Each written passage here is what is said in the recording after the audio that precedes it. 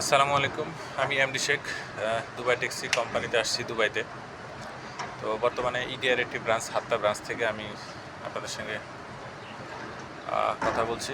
আজকের টপিকস হচ্ছে কী টপিকস দেওয়া যায় বলেন, পুরাতন টপিকস।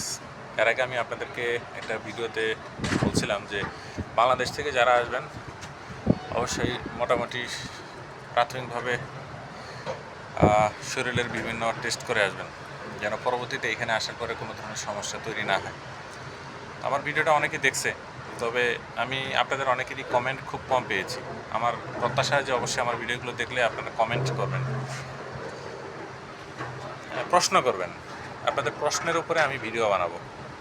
প্রশ্ন যত বেশি করবেন তত বেশি আমি ওই বিষয়গুলোর উপর ফোকাস দিয়ে ভালো একটা ভিডিও বানায় আপনাদের ইনফরমেশনগুলো দিতে পারবো। ঠিক আছে?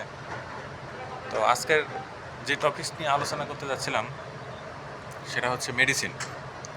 বাংলাদেশ থেকে যারা আসবেন, ঠিক আছে, আইডি কার্ড না হওয়ার আগ পর্যন্ত যদি এইখানে সর্দি জ্বর বা অন্য কোনো সমস্যা হয় তাহলে মেডিসিনের একটু সমস্যা হতে পারে, পাওয়া যায়, কিন্তু একটু অসুবিধা তো হবেই, কারণ আপনার তো আইডি কার্ড নেই।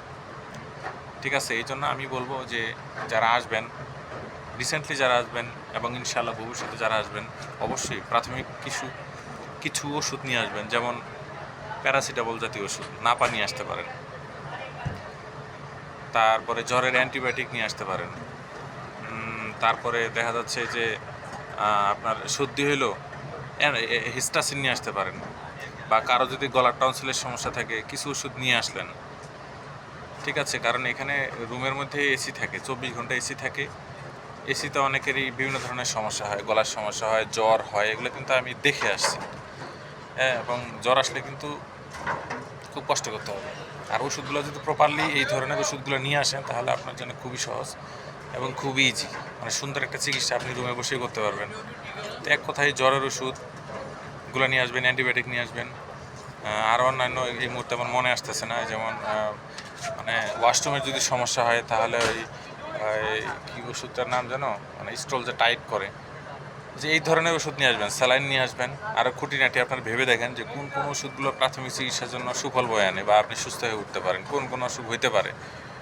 তো ওই হিসাবে আপনারা মোটামুটি একটা মেডিসিন বাজেট করে নিয়ে আসতে পারেন। এবং এই মেডিসিনগুলো কিন্তু খুব সহজে আপনি ইমিগ্রেশন থেকে বা ইমিগ্রেশন পার করে ঢুকতে পারেন, কোনো সমস্যা নেই। লাগেজও রাখতে পারেন বা হ্যান্ড ব্যাগেও রাখতে পারেন। এটা খুব সীমিত আকারে নিয়ে আসলে এটা বড় ধরনের কোনো সমস্যা না। ঠিক আছে? সকলে ভালো থাকবেন। আর আমার এই ইনফরমেশনটা যদি আপনাদের কাছে সত্যি সত্যি ইনফরমেশন মনে হয় তাহলে কমেন্টে আমারে জানায়েন। ঠিক আছে? তাহলে আমি উৎসাহী হব এবং আরও নতুন নতুন ভিডিও দিতে অনুপ্রাণিত হব ইনশাআল্লাহ, এবং দিব। সকলে ভালো থাকবেন। আসসালামু আলাইকুম।